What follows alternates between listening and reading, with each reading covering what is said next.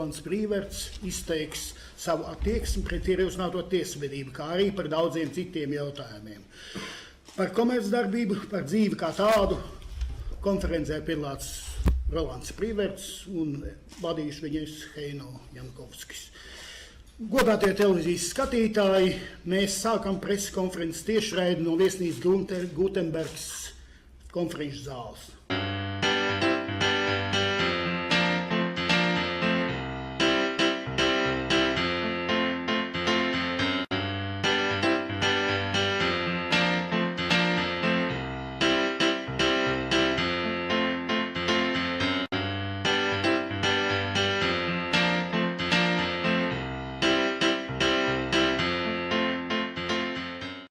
Lūdzu, Rolands Prīverts.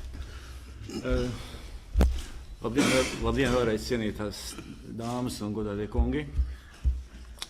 Es esmu spiests rīkot šo konferenci sakarā ar notikumiem, kas ir notikuši manā dzīvē, ar tiesas spriedumu, kurš notika jūnija mēnesī, kur man piesprieda 7 gadus par brāļa slepkavību, par visiem notikumiem saistībā ar šo lietu, kā viņi risinās, kā spēcdienas un vispārējie darbojās šajā lietā.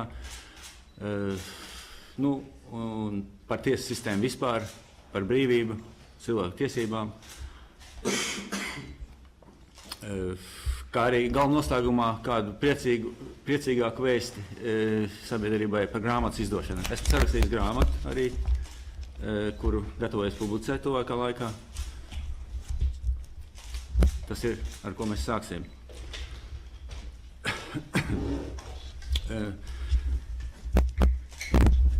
Jūnija mēnesī izskanēja presē paziņojumi par 7 gadu cietuma piespriešanu Prīvertam. Man tas ir personīgi, jā. Paziņojumi bija tādi diezgan raksti bija pavieši, neobjektīvi, kur nevarēja saprast vispār, kas ir noticis. Šī lieta bija sen veca lieta, patiesībā 13. gadā notikusi, kur pie kāda lietuvieša atrada 12 gramus kokaīnu. Es tajā laikā atrados ārzemēs. Pēc 2 gadiem Somijā atrodoties, man atnāca paziņojums par šīs lietas materiāliem, kad ir aizturēts lietuvietis ar 12 gramiem kokaīna, un es esmu aizdomās turētais. Vēl pēc pāris gadiem mani jau pārtaisīja par apsūdzēto šajā lietā. Es īsti izstāstīšu, kā tas viss notikās tur, ja? Atbraucot atpakaļ Latvijā,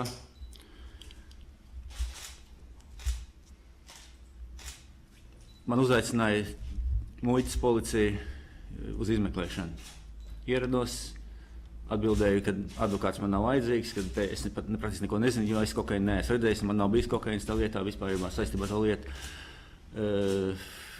Pēc brītiņa uzradās advokāts, kurš kā vēlāk saprat, bija nelojāls pret mani, bija sadarbojies ar apsūdzību, izveidojis trīsvienību ar prokuroru, ar muitas policiju, fiktīvu apmānot mani un novirzot to līdz tiesai. Motīvi tam bijuši ir sautīgi un ļauni nolūki. Kā viņi man izteicās par tējas paciņu, sautīgos un ļaunos nolūkos esmu atvedis tējas paciņu un uzdāvinājis viņiem realizācijas nolūkā. Saprotiet mašīnai, kas ir otra krimināla lieta, kur man ierosināja, lai pastiprinātu iepriekšējo. Protams, es sākumā neko nesapratu no šīs trīsvienības, kas bija izveidota ar advokātu un tā tālāk, jā. Bet vēlāk nāca gaismā lietas un varēja saprast, kad notiek nesmukas lietas. Šajā lietā tika nogalināts arī spīdzināts mans brālis sākumā, lai atrastu pierādījumus pret manīm. Cietumā viņu mežonīgi izdūrāts, salauz galvaskauls, spīdzināja, nogalināja.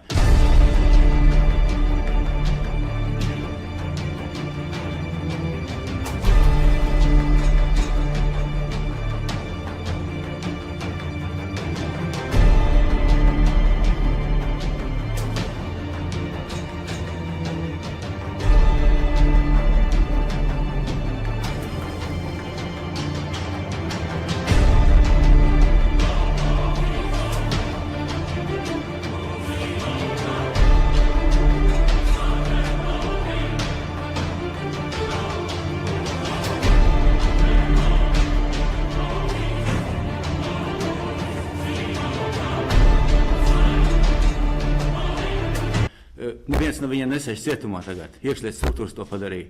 Un, kā man šķiet, tā ir muitas policijas pasūtījums, jo viņi izmeklēja lietas. Saprotat, kas tad cits viņi pasūtīja to slepkavību. Smiltēns deputāts pirms 5 gadiem griezās pie Bordāna ar lūgumu izmeklēt šo lietu. Cik tālu ir tikusi tā lieta, pajautāt Bordānam. Viņš tā laikā bija tieslietu ministrs. Tālūk. Lietas risinājās, izsaucam vairāk kārtīgi uz to lietu. Pierādījumi, protams, nav. Tik safabricēt lietas, it kā es esmu lietojot izbūdījis savā mājā, savā dzīvesvietā. Tas nedos faktām. Viņš dzīvoja pie man brāļi. Otrs fakts. Bolīvijā es esmu viņām izgādājis hoteli Argentīnā, kad es neesmu bijis tajā laikā vispār Argentīnā. Es biju Bolīvijā. Viņi to vienkārši nezināja un uzrakstījuši tā.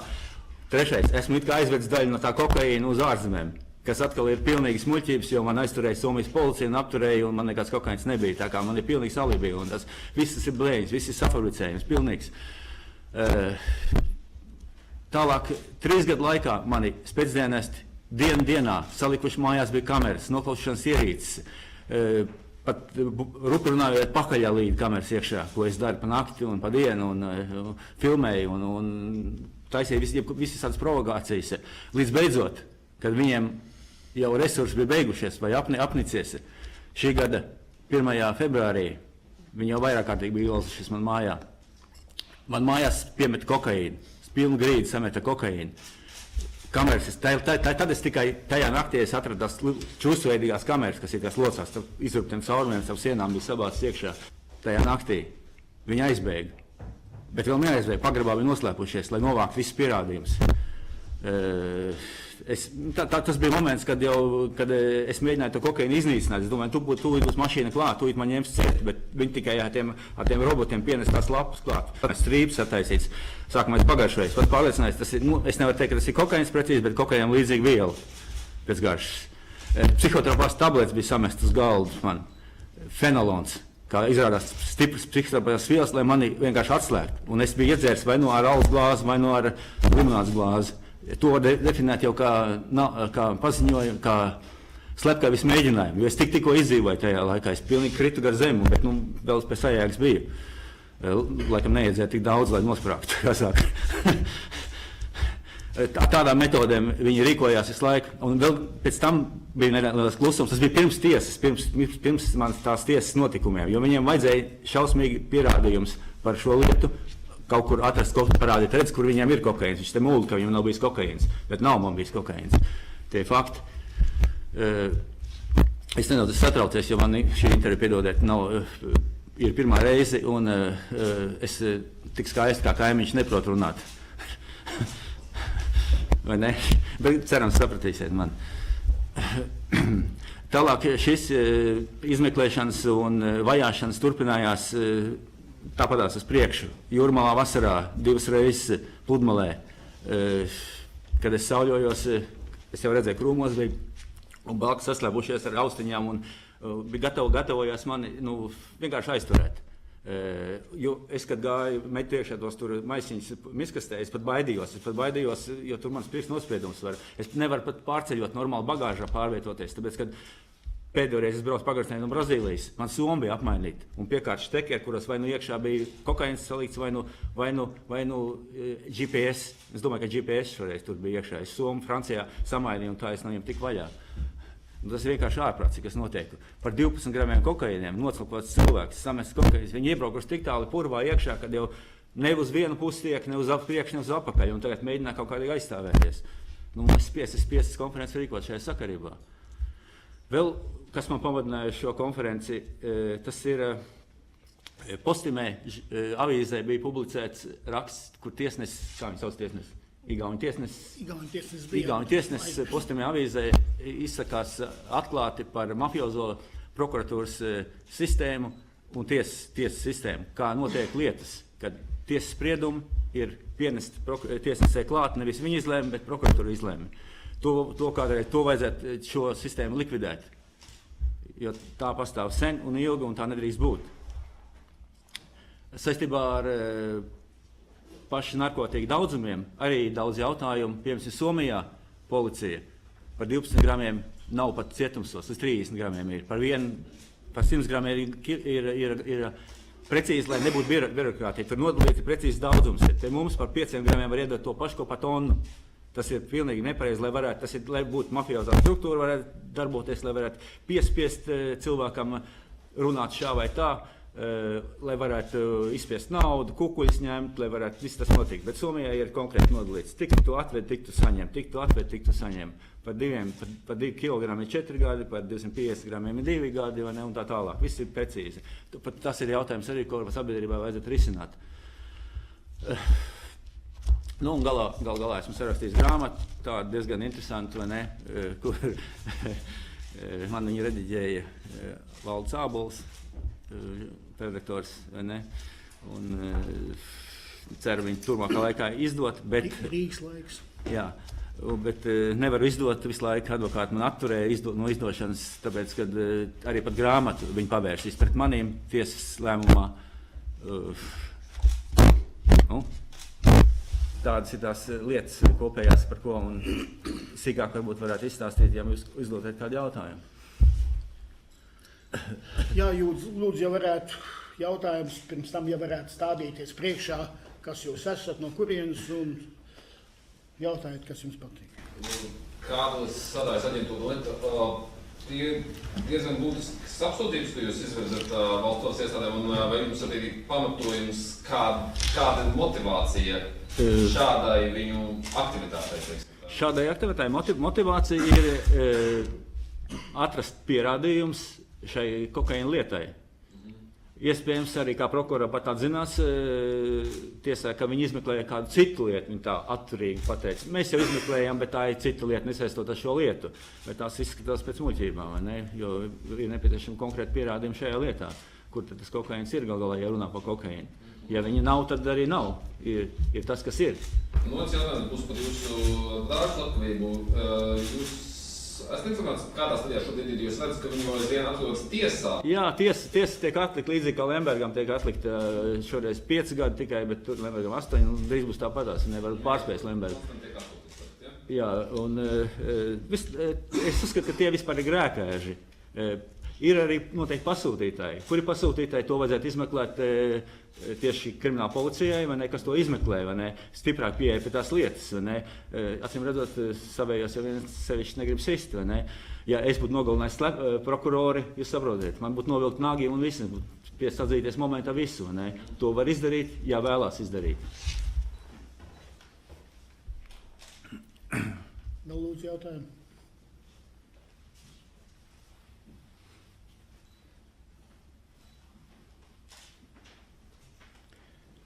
Varbūt tās pastāst mazliet, ko tu biji Bolīvijā.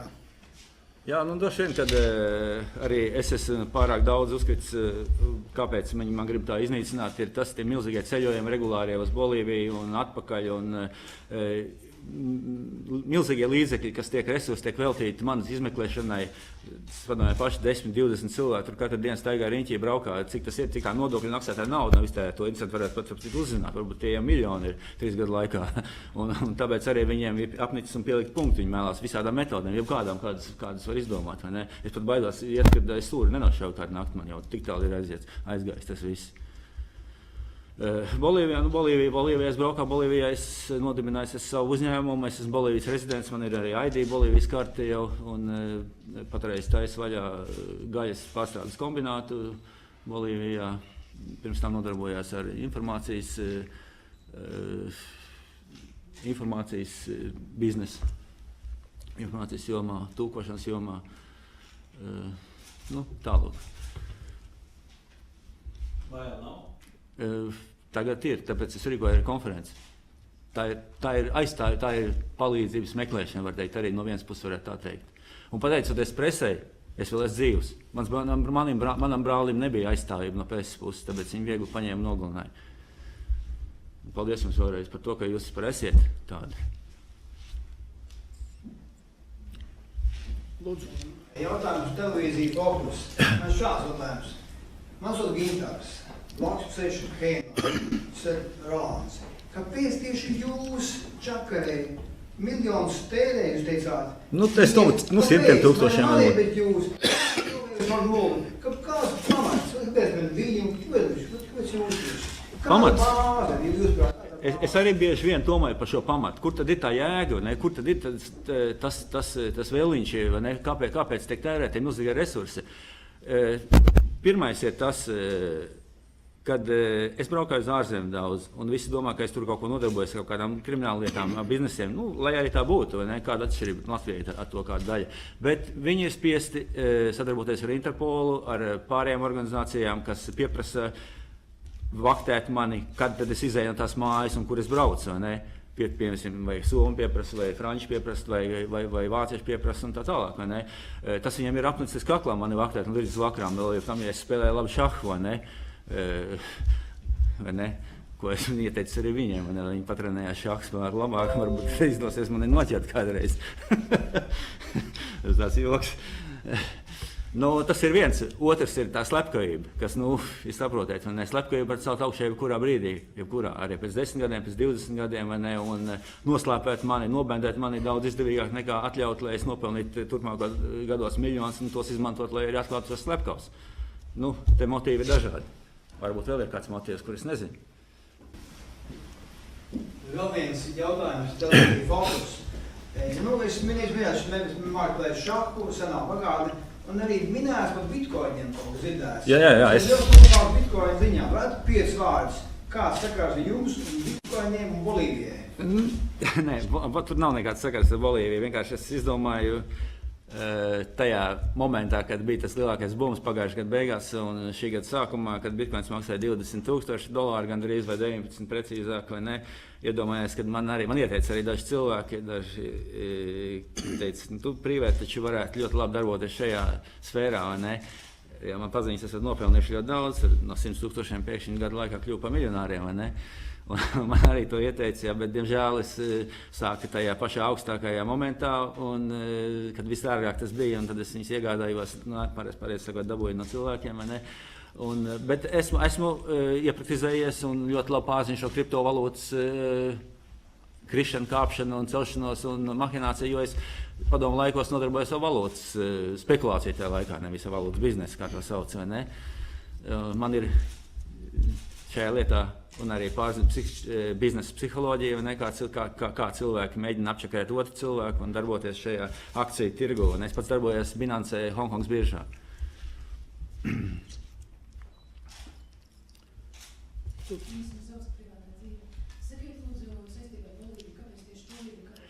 Bolīvija tas ir tāds gadījums, ne? Tāpēc, kad es tur agrāk nodarbojos ar kokaīnu biznesu, senāk, jā. Tā man tur kļūst daudz paziņas,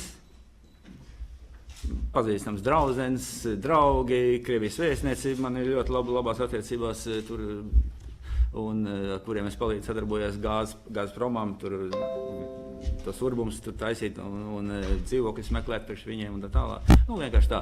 Un tad es jau man viņa kļuvusi gan arī kā otra dzimtene, vismaz vai tā Bolīvija, es tik bieži tur esmu, un man viņa kaut kā iepatikusies ir.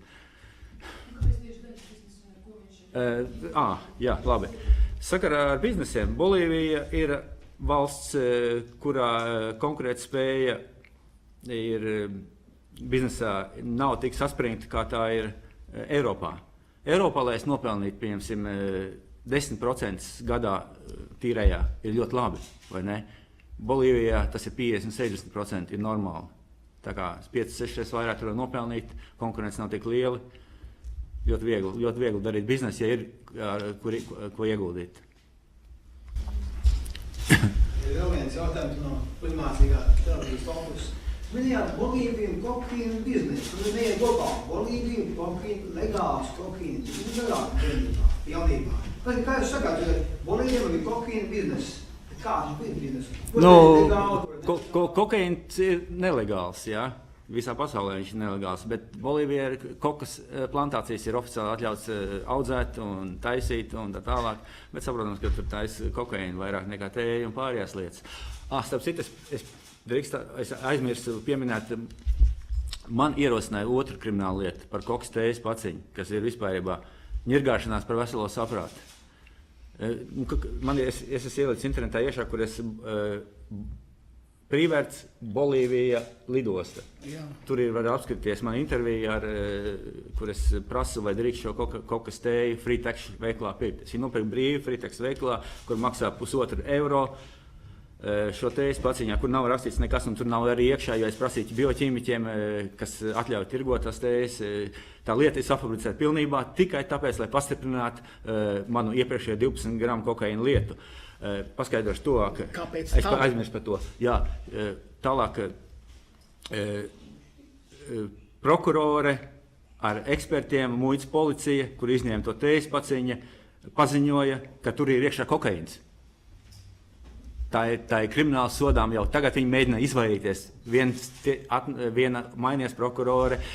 Tas ir maisījums, tur nav vairs kokaīns iekšā, tur ir kokaīna molekulas iekšā, un tagad varbūt būs tikai kokas lapas tur ir un tā tālāk. Mēģina attiekt no tās krimināla atbildības, kas viņai draud par šādu fiktīvu, kur ar iepriekšēju advokātu noklusināt mani, lai pamuļķi, lai ielikt cietumā, spīdzinātu un atzītos par kaut ko citu vairāk. Tā bija tēma, kāpēc par kokas tējas pacīm man gribēja ielikt cietumā. Tas vienkārši nirgāšanās par veselo saprātu. Jā. Man sapcīt, ka kokas tējas paciņu līdzi varēja parādīt, kāda viņa izskatās, un arī varētu nogaršot to tēju. Jā, es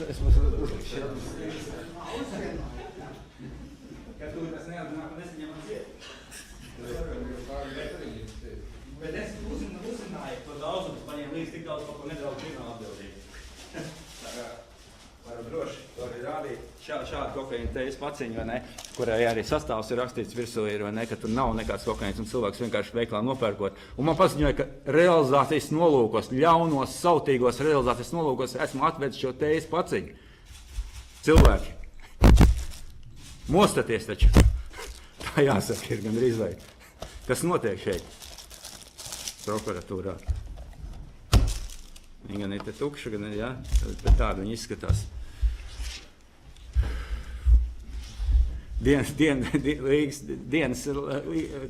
avīze ielika veselu puslapu karikatūru par šī iekšā smieklīgi, redzēji, jā? Jā. Vai to tējas paciņu, kas dāvina? Varbūt mums visus vajadzēja tā kā uzcienāt ar to tēju.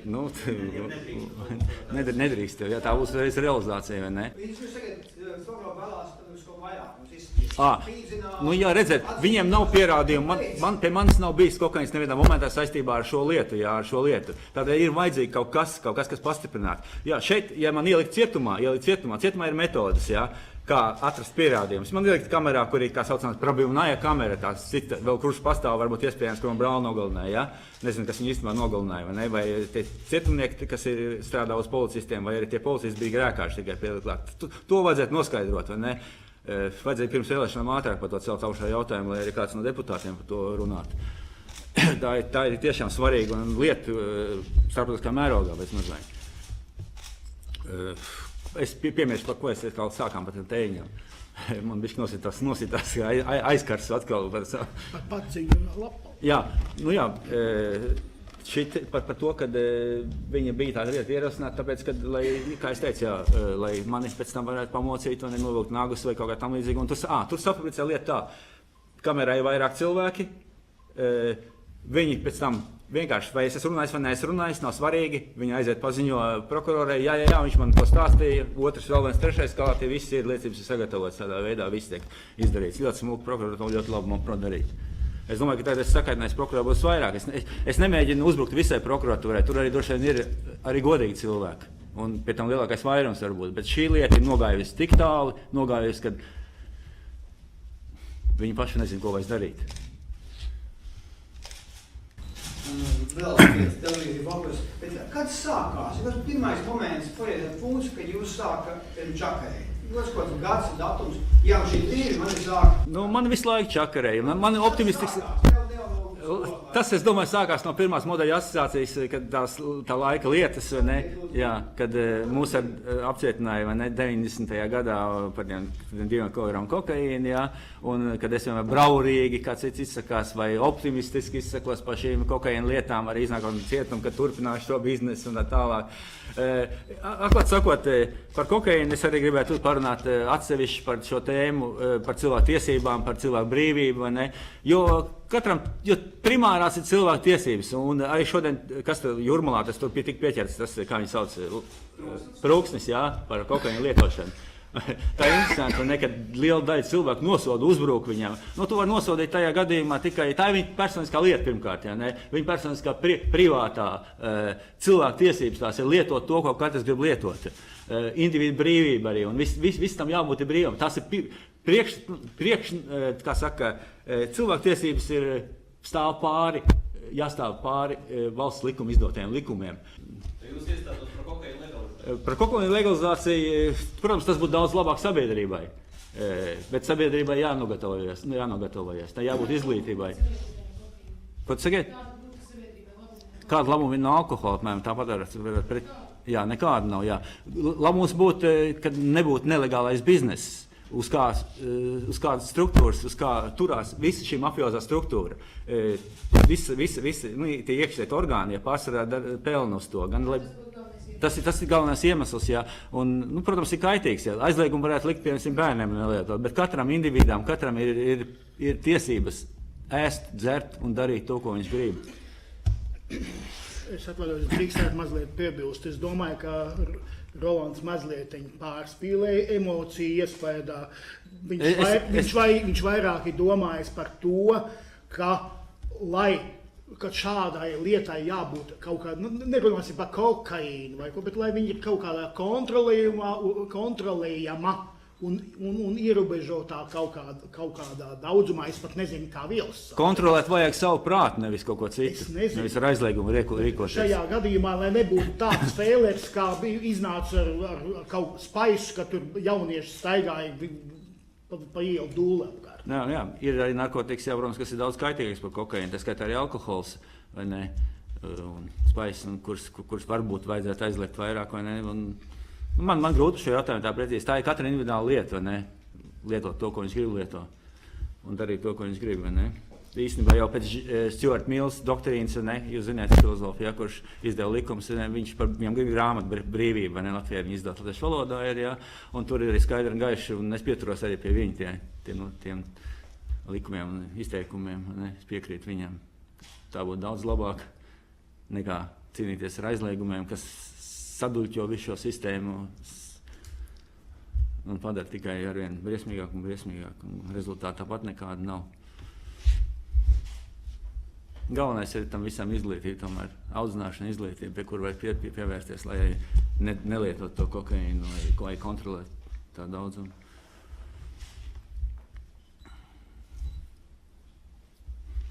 Šobrīd jūs tagad nenodarbojaties? Ar dotiem momentiem nē.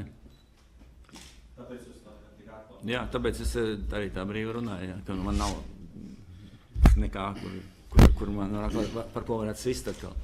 Ar vecākot Rolands ir domājis pievērsties legālam. Jā, tāpēc es labi, ka tu atgādināji, Heino. Mani prokurori paziņoja tiesai, prīvērts nedrīkst nodarboties ar legālo biznesu, ar importu-eksportu firmu, ko es nodibināju tur. Tātad viņa ir valsts skaitniece praktiski. Viņa aizliedz, es mēģināju pārdot Latvijas preces Bolīvijai, tur ir sarunāts viss jau. Bet man vienkārši aizliedz nodarboties ar legālo biznesu, un viņi atstāja man lodziņu tikai nelegālām biznesiem, jo viņai ir savtīgi nolūki, lai man varētu kaut kur pieķert un noķert ar nelegālo biznesu. Tāda viņa mērķi ir. Kā iznāk, kad jūs tā kā nedrīkst nodarboties ar legālu? Jā, tā sanāk, ka es nedrīkst nodarboties ar legālo, man to aizliedz vienkārši. Jo viņi saprata, ka es Bolīvijā organizēju legālās biznesu, un es izšķuks ārā no tās atbildības, ko viņi mēģina šeit man piesiet, ne? Un tādā veidā viņi man aizliedz nodarboties, lai es tikai vestu kokaīnu, apmēram tā sanāk. Un tiesnese Naruška, kur vienkārši tieši to, ko viņi pieprasa, to arī izdarīja. Un tiesas spriedums, kā mans advokāts Ēriks Štalbergs no Liepājas, jā, paziņoja. Nu, nevar 2 dienu laikā uzrakstīt 32 laspus spriedumu. Tas jau bija savulaicīgi sagatavots tieši tāpat, kā Igauņu tiesnesis Postimē rakstīja, kad viņam uz galdiņa tiek nolikts spriedums un vienkārši jāpaziņo, šis spriedums ir. To kādreiz, taču kaut kam kaut kā to vajadzētu izbeigt šo mafiozos. Un šeit es gribētu lūgt arī Knabu, jo šeit ir dienesta pilnvaru pārsniegšana, šeit ir korumpētība arī šo lietu saistīta. Šeit ir jāizskata slepkavība, kokaīna piemešana, kur vēl briesmīgāks noziegums varētu kaut ko izdomāt? Nav, vēl nošaut vēl var manāt. Vai arī tāpat kā brāli, acis izdot, galvu salauzt un tā tālāk. Ko vēl trakāk var izdarīt? Un vienīgi visi prokuratūrā mēs iesniedzam ziņojumu par iebrukumu manā mājās. Atbildi bija vienkārši, mums nav pierādījumi. Pat nepaskatījās, neatbrauc, pat nepaskatījās, kas tur ir bijis un kas tur nav.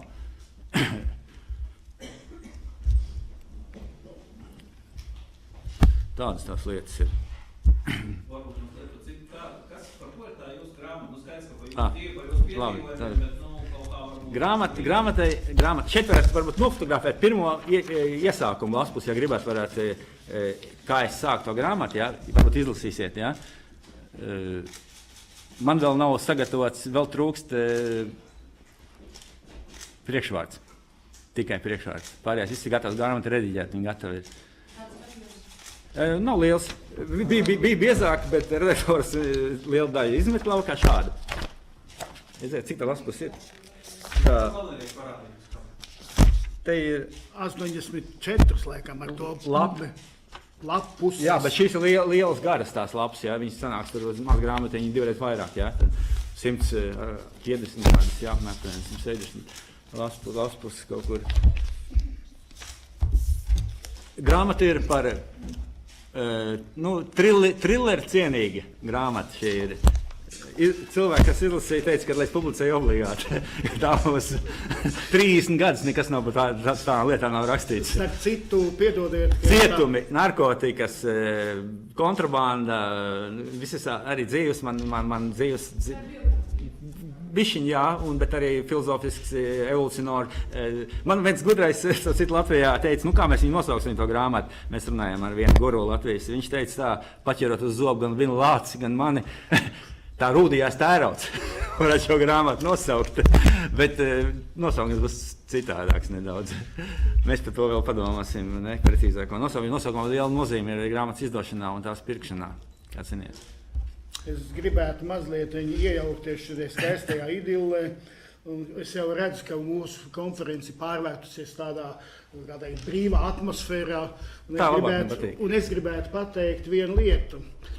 Neviens no šejienes nepazīst Robertu 50 gadus. Rolandu, piedošanu, jo viņam Robčiks ir iesauka. 50 gadus.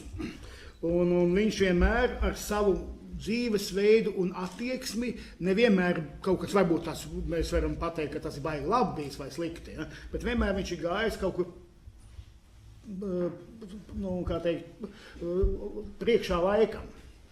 Un tad, tanī laikā, ka mēs vēl ārkārtīgi baidījāmies no drošības komitejas, tad 1986. gadā Jūrmalā Pozners rīkoja vienu tādu sapulci un, kā teikt, cīniņu starp padomju cilvēkiem un Amerikas pilsoņiem. Ja?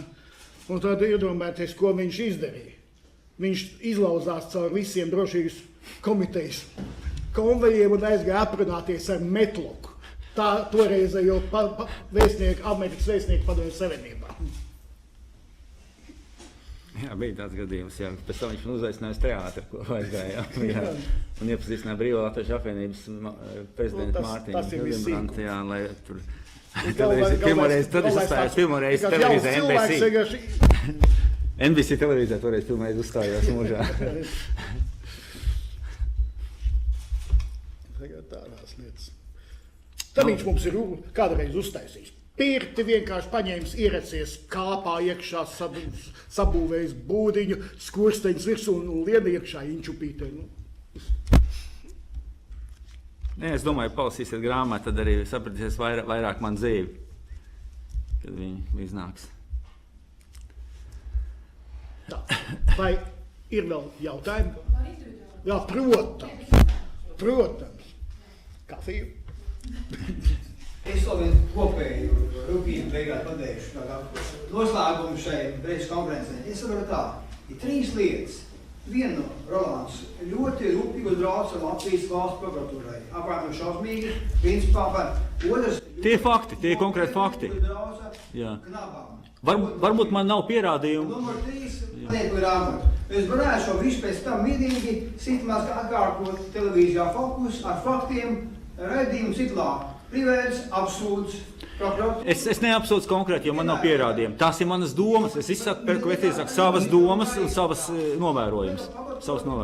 Bez steigas lūgt. Nevajag neko šādā ziņā vienkārši tāpēc nevar pagriezt šādu lietu kāda apsūdzība. Tas ir pieņēmums. Ne, tas ir tie faktori, kurus es esmu ievērojis pats. Man ir grūti pateikt, uzbrukt visu, tas ir tā un konkrēti, bet es kā pieņēmu, tāpēc, ka man uzreiz tūlīt paņēmis ciet par nepatiesu liecības sniegšanu, kaut kā tam līdzīgi, jūs zināt, kā tas tiek darīts, ne? Un tas atkal man mocīs, vai ne, un tā tālāk. Pagaidām es paziņoju to, ko es esmu redzējis, ko man acis rāda, tausti, jūtas un kas ir bijis, ko es varu pateikt, ne? Kas ir noticies.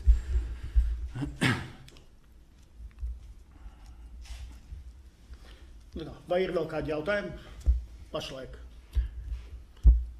Nu, tad vēl tās paldies. Mēs savu oficiālo daļu preses konferencei esam beiguši.